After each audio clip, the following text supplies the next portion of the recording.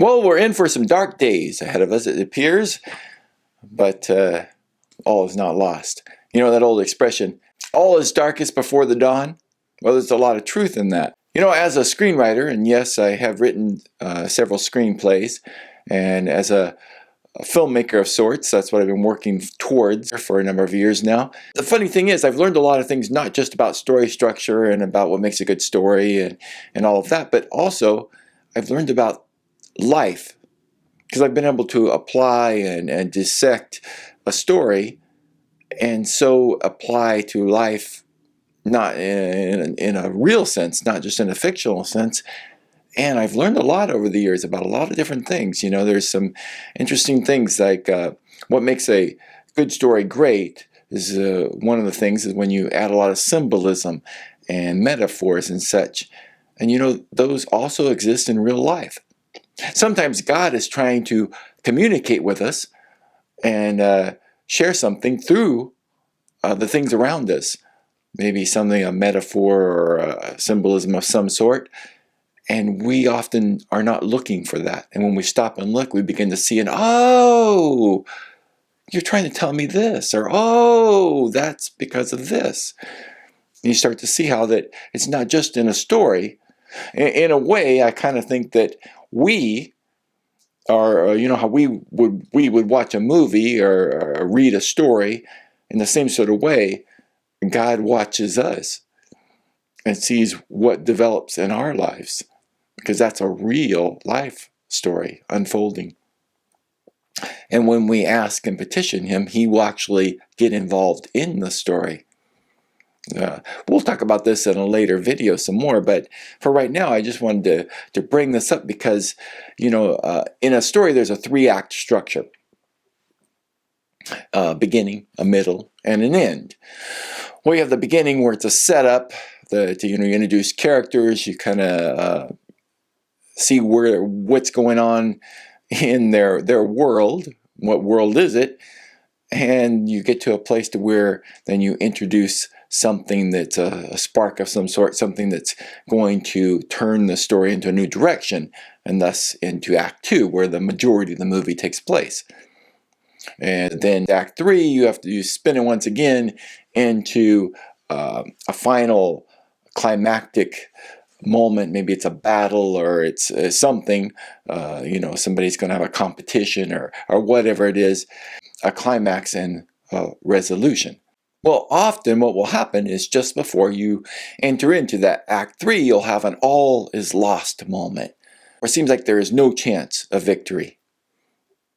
It seems like that all is lost and that character has no way to succeed. Unless it's a tragedy, and then you would have an all is well moment, because then the character will ultimately fail in the end and fail to grow, fail to learn.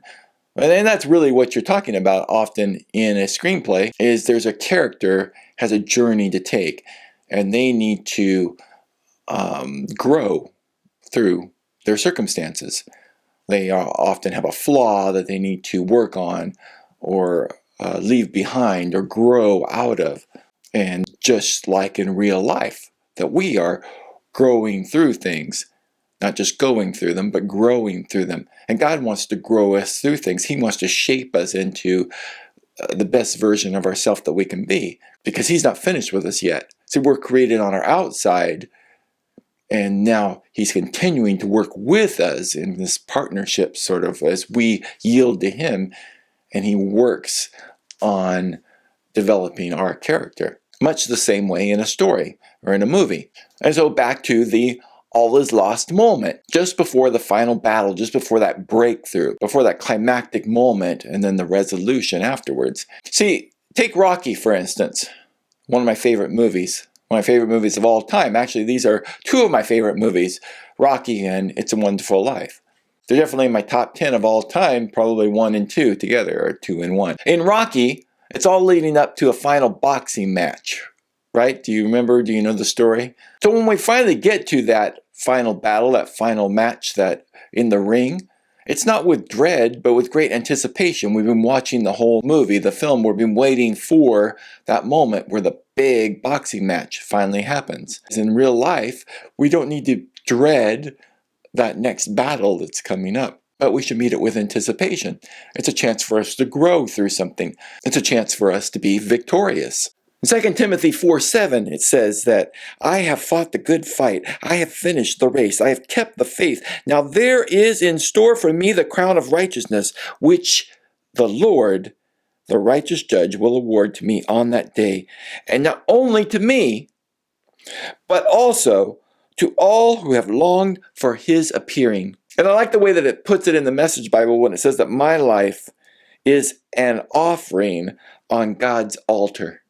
Isn't that a great image? That my life is an offering on God's altar. And it goes on to say there that this is the only race worth running. I have run hard right to the finish. Believed all the way. All that's left now is the shouting. The shouting, the shouts of victory. All that's left is the shouting. Can you give a shout? Come on, give it. Give it. Come on, real loud. Louder, come on. Or it says God's applause. So it's not only a victory shout from us, but God's applause. If we give all that we have, we run the race well, we fight the fight to the end, we give it all we've got, we go the distance, just like Rocky. You know, a funny thing happens in Rocky. Just before we get to that final battle, that final fight, he discovers that he can't win the fight. He comes to the realization, I can't win this fight, but I don't need to win the fight. I just need to do my best. I need to finish the fight. I need to finish the race, so to speak. He wants to go the distance. And likewise in life, sometimes we just need to do our best. We need to go the distance. We need to finish the race and finish it well. And that's why in Rocky, he's victorious in the end, even if he didn't win the fight. He loses by a split decision. Sorry if you hadn't seen it. Didn't mean to spoil it for you. Spoiler alert. I guess I was supposed to say that before I gave you the spoiler. You see, his victory has little to do with the fight in the ring. See, the interesting thing about in Rocky is that Rocky's not really fighting his opponent, Apollo Creed. Rocky's really fighting himself. Rocky versus Rocky. You see, he's been put down all of his life, called a bum, a leg breaker. He's never lived up to his full potential. He's never really tried. He's never really given it his all. And in this moment, that's what he's doing. He's finally going to give it his all. He's going to go the distance. He's going to make it through all of the fight, to the end of the fight. Nobody had ever lasted the entire fight with Apollo Creed. And he was going to be the first to make it all the way to the end. And thus, he fulfills his purpose. He is a somebody. I could have been a somebody, as a reference to another boxing film. And that's what I want to look at, is that we are not failures if we fulfill our purpose. You know, just like my other favorite movie here, there's a line towards the end of the film where they say, where he reads that, remember, a man is not a failure who has friends. Well, that's a nice sentiment, but I would prefer to say a man is not a failure who lives out his purpose. Or a man is not a failure who walks with God, or walks out his days with God. For we are to stand with God, stand for that which is right. We are to walk with God all of our days and allow him to lead us along the path, along the journey. And we are to finish strong, finish well, do our best, give it our all. You see, there's such a thing as called the hero's journey. It's an idea in stories that the main character is going to go on this journey, and as he's going on the journey, he's really, it's working on himself. He's growing in the process. There's a physical something that he's going out after, or entering into challenges and whatnot, but it's really about him, the inside. It's really about taking that flaw and working on it and overcoming it. It's really about character development. You see, and in life, it's really about our character development. You see, God wants to develop us into something more. So God goes with us into the battle. You don't have to face it alone. So we can rejoice when we face adversity, the battle or the fight, because that is part of the ride. Speaking of rides, I love theme parks and amusement parks and rides and attractions. Well, you know, there's many different kinds of rides. There are rides that tumble over and spin and make me sick. There are attractions, things to look at. There are slow-moving rides, there are trains, there are dark rides. There are flat rides. And then there's the king of all rides, the roller coaster. You know, a flat ride kind of moves around and it's slow and boring and there's not much to it. You know, is your life a flat ride where not much happens? There's not much conflict? You just go through life and live out your days, live for the weekend, so to speak? Or is your life a roller coaster? Do you have those ups and downs? Is it a wild ride?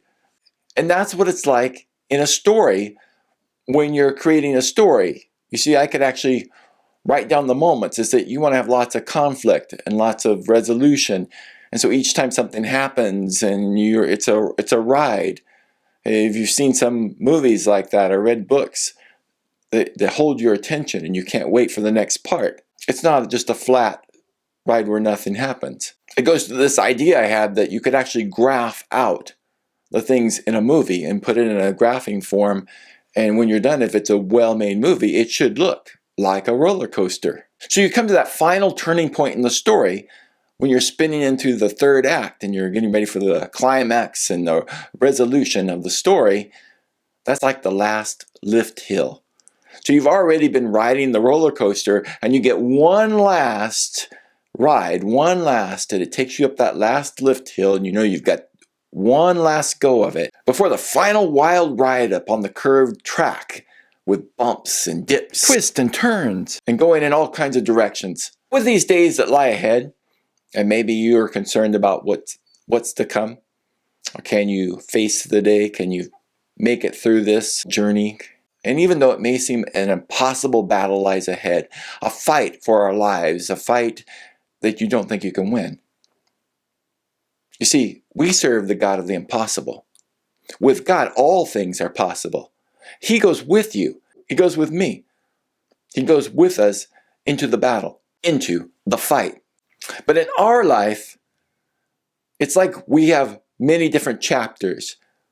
We have many different films, if you will. It's like a serial or sequels. And we have many final battles.